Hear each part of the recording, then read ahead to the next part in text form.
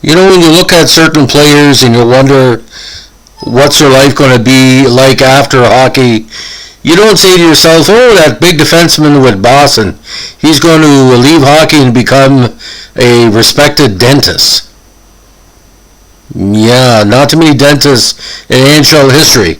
So if you do a little bit of research on this guy's career, not only would you find out he was a very dedicated minor pro, had some games in the NHL for California and Boston, he decided to follow a career path that made him one of the most respected dentists in his home area.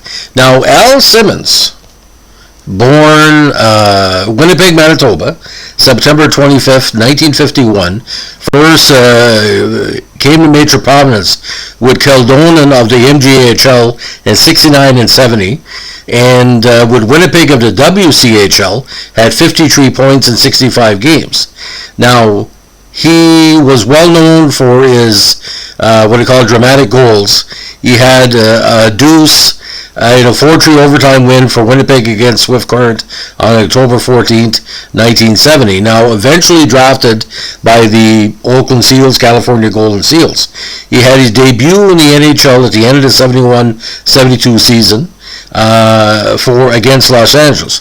Now, he did play defense, but he moved to the forward lines on a regular basis. Now, 6 feet 170, he eventually found his way to Boston, and he recorded the only point of his NHL career with an assist on a goal by Terry O'Reilly at 2:55 of the second period of Boston's 3-2 win over St. Louis on October 30th, 1975. Now, he had played 3 games with Boston in the 74 season and 1 game in the playoffs as part of their Stanley Cup final run, and 7 games with Boston in 76, and again 1 game with California in April of 72.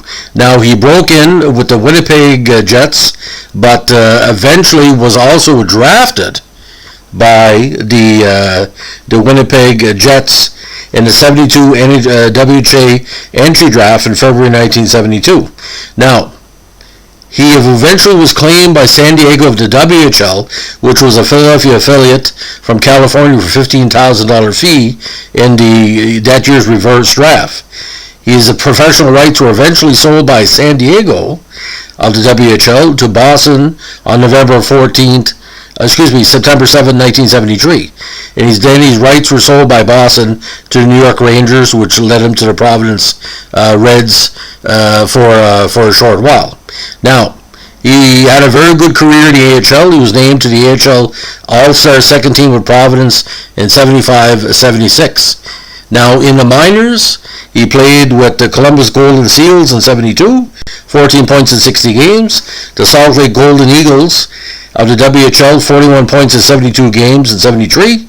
The Boston Braves, who had 37 points in 75 games in 74. The Rochester Americans in 75 and 76.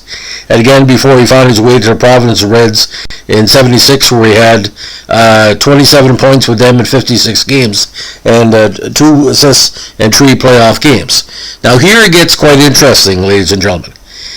He earned a college degree from Ohio State University and a dental degree from Indiana University, Purdue University in Indianapolis. And he decided to return to Columbus, Ohio, after his retirement to complete a degree at Ohio State.